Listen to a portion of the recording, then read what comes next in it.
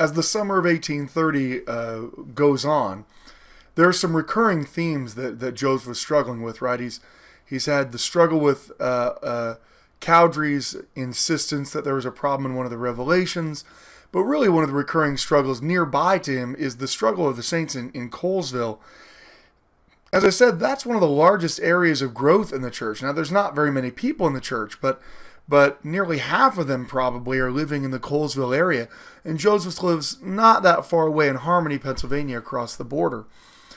But he's had a terrible time trying to preach to the people, to baptize there, as we saw in DandC 24, that the citizens of Colesville are getting together in mobs and breaking down the baptismal areas that the Mormons are trying to baptize in, and that Joseph himself has been run out of town twice by mobs.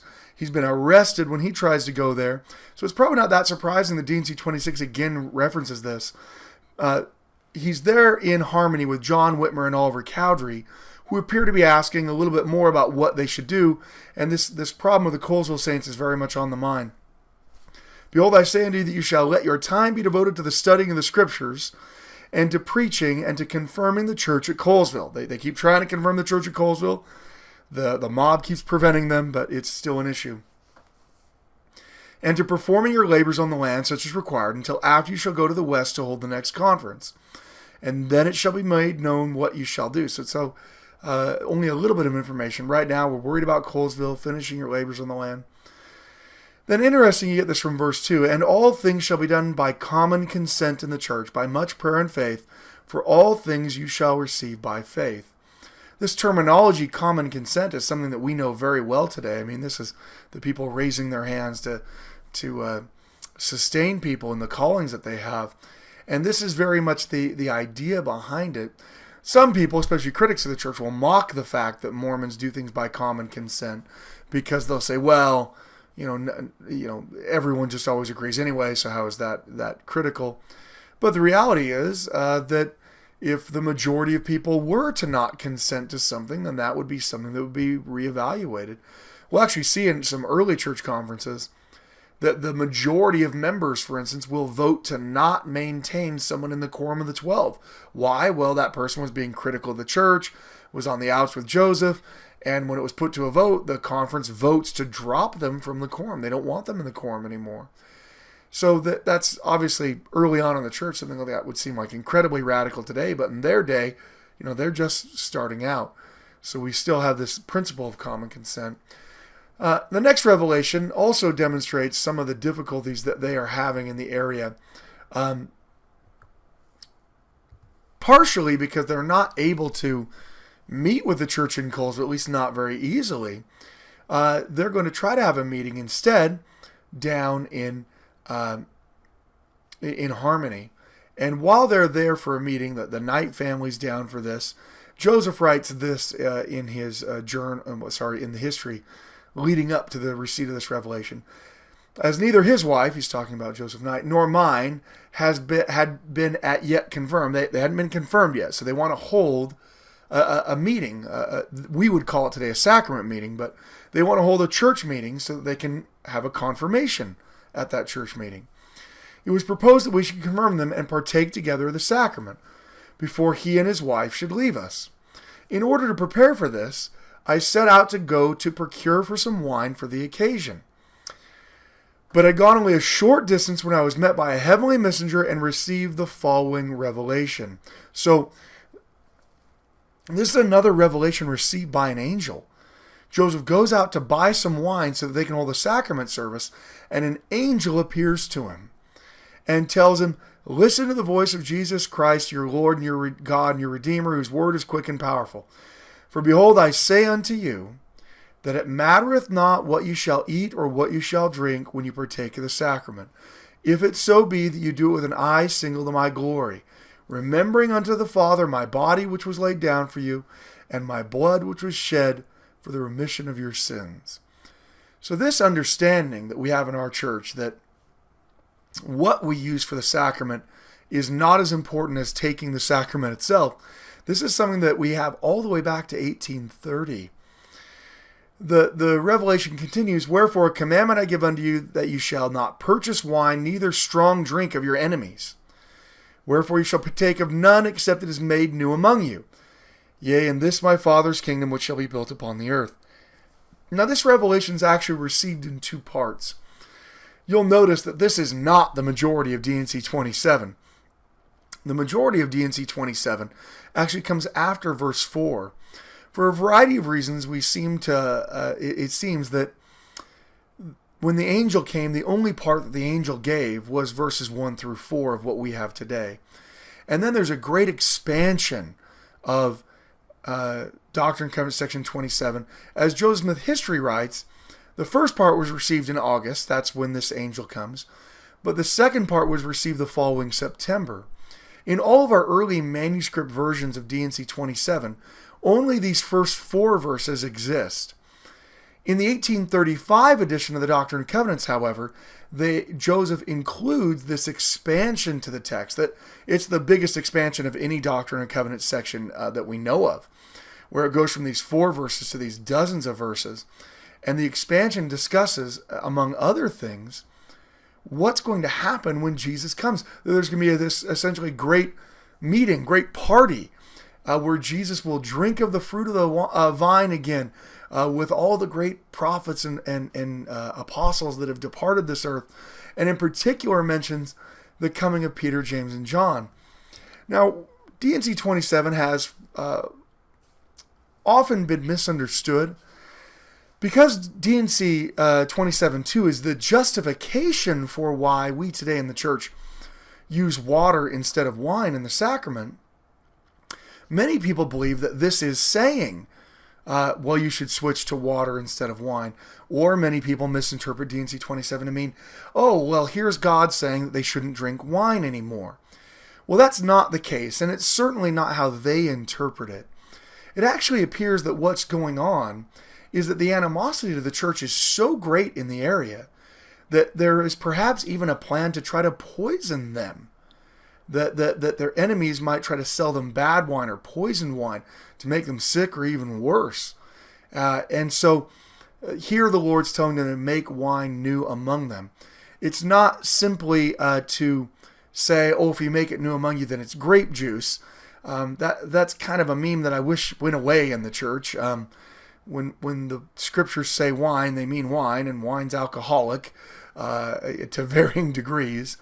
That wasn't the point of this here, at least not now. Eventually, they will receive DandC 89, which will tell them not to drink wine. However, they will still continue to use wine in the sacrament. In fact, when they get to Utah, they'll plant vineyards to prepare for wine in the sacrament. It's not till the turn of the century, not till 1900, that we'll actually start using water instead of wine generally throughout the church. And in fact, I don't know of any instance in the Joseph Smith era. There's no recorded instance of a church group using water instead of wine. There are several occasions of them using non-alcoholic juice. There's one church meeting where they meet together, realize they don't have anything, and instead of going to go buy some wine, they try to do exactly as the Revelation commanded. Because remember, these are commandments that require action. And the men and women go out and they pick a bunch of currant berries, press the currant berries through some cheesecloth to try to create the juice, and then bless and distribute the juice to people for the sacrament. So they're operating under the auspices of DandC 27 when they do that, but it's not about the alcohol in it. That's not what's going on here. So you might often hear this used as like a forerunner of DandC 89. They don't read it like that at all. And of course, people are drinking wine in moderation, with and without the sacrament, all throughout the Joseph Smith era and the Utah era. When the word of wisdom is first received, the word of wisdom even says it's neither by commandment nor by constraint, and even provides the caveat of offering up sacraments unto God for the drinking of wine. And really, for them, they saw that Revelation DandC 89 as a moderation document. You were to moderate how much you used those things, and you were never to get drunk. Getting drunk was bad, but you were to, drinking a glass of wine once in a while, that's not a problem, and certainly not when they're taking the sacrament. So while people will often, compare this or relate it to DandC 89, there really doesn't appear to be any relation. And though it talks about using something else for the sacrament, the reality is water, which is what's common today, is not introduced until the end of the century. So that's some good things to know. But like I said, the majority of DandC 27, the expansion of it, and over here on the right side, I have some of that expansion, right? In the 1835 Doctrine and Covenants, it's beginning right there in verse 2 and on, right? Where it lists all these other prophets that have come. And actually recounts some of the visitations that Joseph and Oliver and others have already received. For instance, halfway through the 1835 version of this, and gave a promise that he should have a son, and his name should be John, and that he should be filled with the spirit of Elias, which John I have sent unto you, my servant Joseph Smith Jr. and Oliver Cowdery, to ordain you unto this first priesthood which you have received, that you might be called and ordained even as Aaron. And also Elijah, unto whom I have committed the keys of the power of the turning the hearts of the fathers to the children, and the hearts of the children to the fathers, that the whole earth may not be smitten with a curse. This discussion that Elijah has keys, but notice, unlike John, Elijah hasn't come yet. Even when this is being printed in the 1835 Doctrine and Covenants, Elijah still hasn't come. Elijah will come the following year in 1836 to restore those keys. But they are anticipating his coming as early as September of 1830 with this revelation. And it goes on and lists, Joseph and Jacob and Isaac and Abraham, by whom the promises remain, and also with Michael or Adam, right? The statement that Michael and Adam are the same individual. Michael, the archangel, well known in the scriptures, Adam, well known in the scriptures, and Joseph Smith revealing here and in other places that they're the same person. There's actually a unique doctrine of Mormonism. Many Mormons don't know this, but it'll be later illustrated in the Doctrine and Covenants, in the later sections of the Doctrine and Covenants. But that they aren't covered in this class. But one unique understanding of the spiritual realm that Mormons have that Christians do not maintain is that, remember, Christians don't believe that we have spirits that have always existed. They believe that God created us. We're his most favored creations, although you talk to John Calvin, not that much. But we're his most favored creations, created in his image, whatever they take that to mean. But we're still a creation. Our spirit never existed. Our spirit was created at the moment of conception, usually for most Christians, for some Christians at the point of birth. But at any rate, we didn't exist before we were born. We didn't exist. And that means that angels, which of course pre-existed us, they're not people, right? Many Mormons take for granted that, why are Christians sewing angels with wings? That doesn't even make sense. Or they take for granted that an angel is in fact a person. But that actually comes from Joseph Smith's teachings and revelations. All other Christians believe that angels are creatures, creations of God. That's why they can have angels. They might look in a form like a man, but they're not men at all. They're immortal beings that are created by God to aid God in his work. They weren't ever mortal. They never will be mortal. The point for them wasn't mortality. They were creatures created the same way humans were created to display God's glory on earth. Angels were created to represent God's glory in the heavens, right? And so, no Christian could believe that Michael and Adam are the same person, because that would mean that Adam had a pre-existence. But Adam didn't have a pre-existence, right? Additionally, Joseph's going to teach, right, Noah and Gabriel. This is a very unique Mormon teaching, because Joseph's going to teach that angels are people of this earth.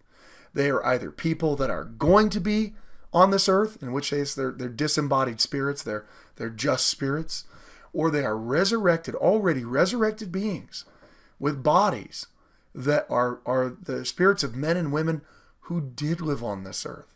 Angels are connected to this earth, and they are the same types of beings we are. Spirit children of our Heavenly Father that are just at a different point of progression. Hence the reason why, we know they don't really have wings, because they're they're spirit children of our Heavenly Father, right? So that's very key to understand, that that's something you would miss reading this normally, because we aren't aware of what other religions believe. So we don't even realize how radical Mormon theology on angels even is. What we believe about angels is something no one believes. We believe angels are like us. They are our spirit children of our Heavenly Father who have a part of this earth and are at a different level of progression in the scheme. But very key to DandC 27 is what, from the 1835 Doctrine and Covenants, begins the third verse there. And also with Peter and James and John, whom I have sent unto you, by whom I have ordained you, and confirmed you to be apostles and especial witnesses of my name, and bear the keys of your ministry, and of the same things which I revealed unto them, unto whom I have committed the keys of my kingdom, and a dispensation of the gospel for the last times and for the fullness of times, in the which I will gather together in one all things, both which are in heaven and which are on earth, and also with all those whom my Father hath given me out of the world. So you get, this is actually the first recorded statement that we have of Peter, James, and John coming and bestowing upon Joseph. Now, we usually will say Peter, James, and John came and gave the Melchizedek priesthood. That's what we'll usually say. But that's a little bit simplistic. Obviously, they aren't giving all of the keys of the Melchizedek priesthood, right? I mean, the sealing keys, which we would consider essential, right, for salvation. This is the endowment. This is temple marriage. They don't give those. Those keys come later. The keys of the gathering of Israel, which you would assume are pretty essential keys for a prophet to have, those come later, right? So I think it's important to think of priesthood restoration, kind of like how I talked about with John in class, that this is a step, right? Peter, James, and John restore part of this, a higher power and a higher authority. And you can notice from the text, what they really focus on is that they were ordained and confirmed to be apostles. Peter, James, and John, which makes a lot of sense, restore the apostolic keys of the Melchizedek priesthood. The ability to lead and form a church, right? That visitation, we believe, happened in 1829. And so this is in 1830, the Lord is referencing the fact that Peter, James, and John had already come, and indeed they had. They're also made to be a special witnesses of my name and to bear the keys of their ministry, and the same things were committed to them. So what was committed to Peter, James, and John? We get a little bit of an explanation there. The keys of the kingdom. The keys of the kingdom of God are given to Joseph the same way that they were given to Peter, James, and John. The keys of the kingdom and a dispensation of the gospel for the last times and for the fullness of times. So they're also coming to give Joseph the keys to a dispensation of the gospel. So certainly that's all part of this higher priesthood. They aren't using the term Melchizedek priesthood. They won't start using that until mid-1831, so we're still a year and a half away from that term. But they are using this term higher power, higher authority. And so DandC 27 is so key because it's one of the few places where we have this. The history of the church, for instance, never talks about the coming of Peter, James, and John. Enemies of the church, in fact, made a big deal out of this. Oh, if this was such an important thing, why isn't it in the history of the church? In part, I think the answer is what I taught you on the first day of class. The 1835 Doctrine and Covenants has a disproportionate effect on the history of the church. The history of the church, especially the early portions of it, jump from revelation to revelation to revelation to revelation. But in portions where there are no revelations in the 1835 Doctrine and Covenants, the history of the church simply jumps to the next revelation. Great example, right? We know that Joseph Smith received revelations and had multiple important experiences between July of 1829 and March of 1830. But the history of the church doesn't talk about anything. In fact, there's an instance of someone who's trying to steal portions of the Book of Mormon, Abner Cole, and he's printing them in his own newspaper, trying to discredit the work and to make money for his own paper before the Book of Mormon's ever out. And We know that Joseph threatens a lawsuit over it, that Joseph comes all the way up from Harmony to confront Cole. They almost get in a fist fight. It's like one of the greatest stories ever. You sit there wishing, come on, Joseph, hit him, but he doesn't. And Joseph also receives another revelation in January. It's not mentioned at all. None of these things are mentioned. In fact, the way the history reads, it goes from taking the Book of Mormon to the printer to March of 1830, the Book of Mormon's done off of the printer. And that's because the compilers, the scribes who were creating the history of the church, they're using for their guide the 1835 Doctrine and Covenants. Because that January revelation never made it into the Doctrine and Covenants, they skip over it.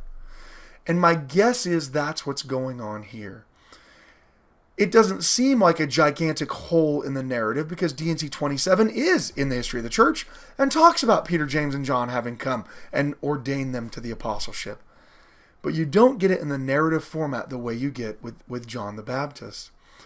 There are other things that are mentioned. The other time that this is mentioned, of course, is in Joseph Smith's letter to the church in 6 September 1842. This later becomes DandC 128. It's a letter he writes to the church talking about how many great things have happened. And one of the things they talk about is the voice of the Lord in the wilderness of Fayette, Seneca County, declaring the 3 witnesses to bear record of the book. The voice of Michael on the banks of the Susquehanna detecting the devil when he appeared as an angel of light. We have no idea what that scene is, by the way. That Joseph's talking about as one of the great miracles of the early church. We have no record of this at all. I wish Joseph had told us a little bit more about it, but we don't know. The voice of Peter, James, and John in the wilderness between Harmony, Susquehanna County, and Colesville, Broome County on the Susquehanna River, declaring themselves as possessing the keys of the kingdom and the dispensation of the fullness of times. Notice that's almost exactly the same what thing he was told in DandC 27. And again, the voice of God in the chamber of old Father Whitmer in Fayette, Seneca County. It's another really powerful experience that Joseph has. They're praying to have the ability to get the gift, to be able to give the gift of the Holy Ghost after John the Baptist has come, and they haven't got it yet. And God speaks to them in Father Whitmer's chamber and tells them that they should ordain each other elders, but they're going to need to wait until the church can meet together in a body to confirm their ordination. So another powerful miracle that Joseph's gonna reference here. And then again, the reference to Gabriel and to Raphael. I have no idea who Raphael is, but Joseph's mentioning him. The cool part about this is he's referencing all these miraculous things from Michael or Adam down to the present time, all declaring each one their dispensation, their rights, their keys, their honors, their majesty and power, and the power of their priesthood, giving line upon line, precept upon precept, here a little and there a little. So this explanation of how this restoration is going. There are angelic ministrants that are a little bit at a time, restoring a little bit of the truth, a little bit. Here's a key there, a key here, an understanding here, an office here, and until you get the fullness of the understanding that we have by the time that Joseph is murdered. So DandC 27 is a very vibrant chapter, something that has a lot going on in it, and hopefully that's something that you were able to get out of this lecture too.